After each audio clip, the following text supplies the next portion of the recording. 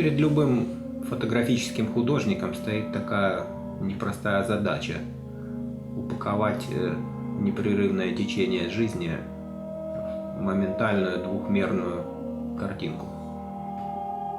И не просто упаковать, а сделать так, чтобы последующие зрители могли сделать обратную трансформацию, то есть глядя на двухмерную картинку, на которой зафиксирован какой-то объект,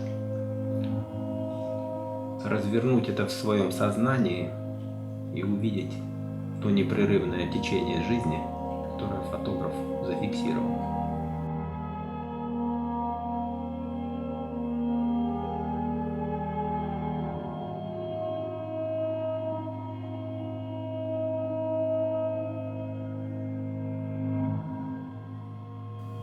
Художнику не обязательно уходить очень далеко от своего дома. Несколько удачных фотографий я даже сделал в своем подъезде.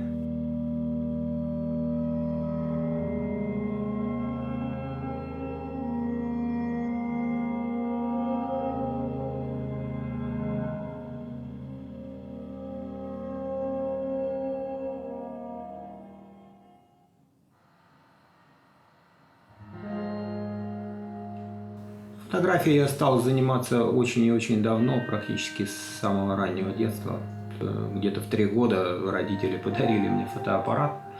Фотоаппарат этот был игрушечный, я фотографировал всех встречающихся знакомых. И обещал, что фотографии будут через 3 дня.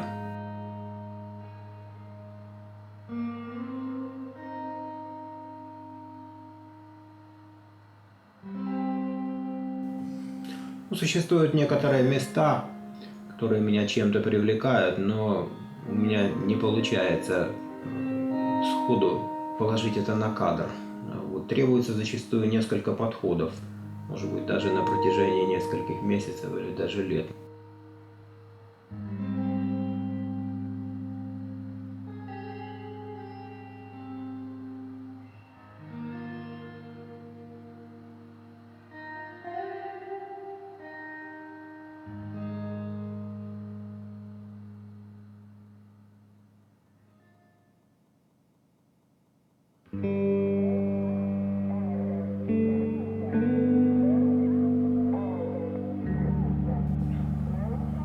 Есть у меня такой объект, такое перепаханное поле, находящееся в городской черте. И посреди этого перепаханного поля находится старая одинокая груша.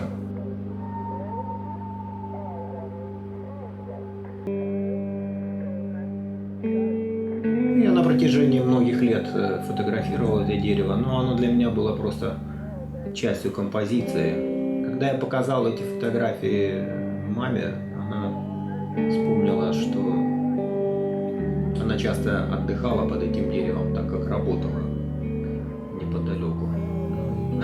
В это время она была беременна мной. Так что мои отношения с этим местом начались задолго до того, как я начал снимать, и даже до того, как я родился.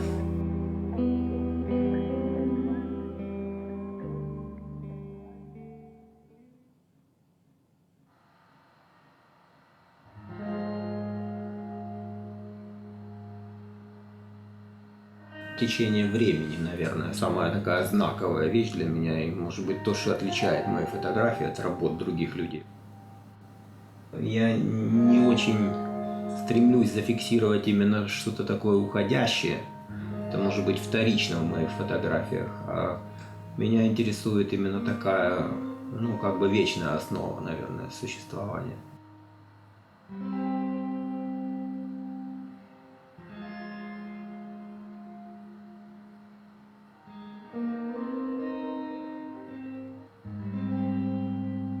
Я бы это сравнил, наверное, с таким умением увидеть бронзовую отливку, не разбивая формы.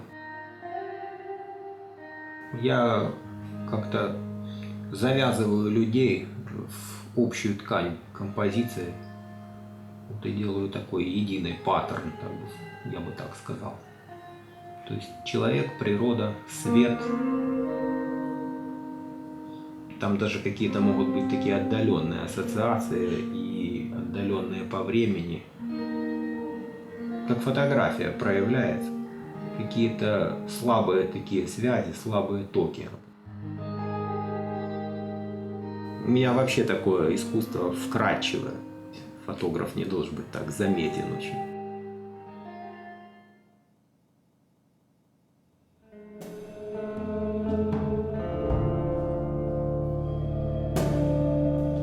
Я как автор постоянно нахожусь в такой дисгармоничной среде. Я бы это сравнил, может быть, с нахождением в темной комнате, из которой нужно было бы делать камеру обскуру.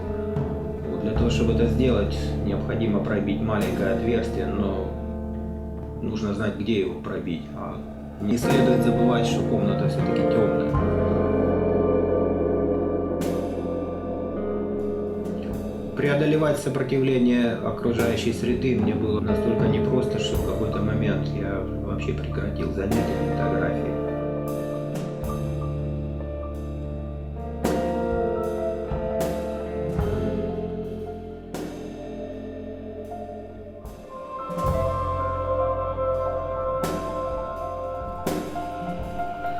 Когда началась война, и, в общем, как-то произошла определенная переоценка ценностей, я как-то очень внимательно стал относиться к окружающим.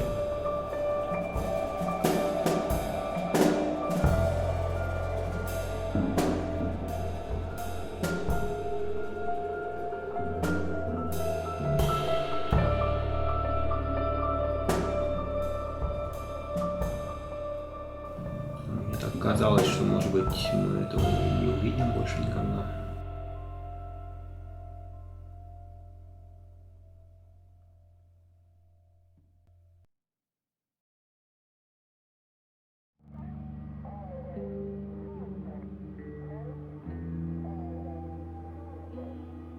Я стал очень интенсивно снимать и как-то продвигаться по пути гармонизации своих отношений с действительностью.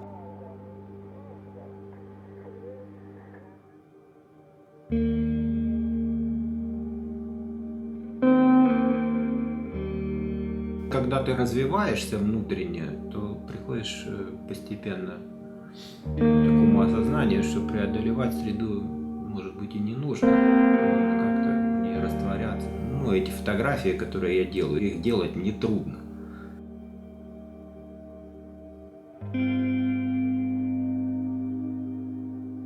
Рождаются одномоментно, быстро и не тяжело. Рождение — это же такой болезненный процесс, а фотография, она рождается как-то как освобождается.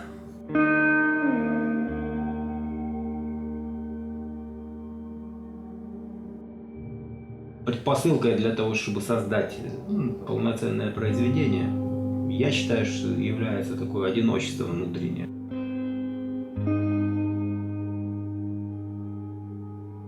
Я как-то никогда не подходил близко к дереву.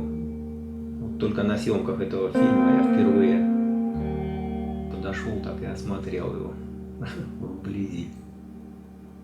И существование этого дерева напоминает мне развитие художника. Почему оно вообще привлекает мое внимание? Потому что художник также одинок, вокруг происходят всевозможные там явления. И плюс это дерево медленно растет. Так же медленно, как и художник развивается.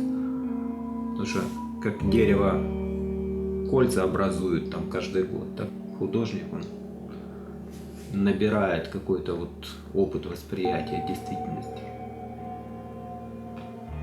Что одиночество художника неизбежно, я так думаю.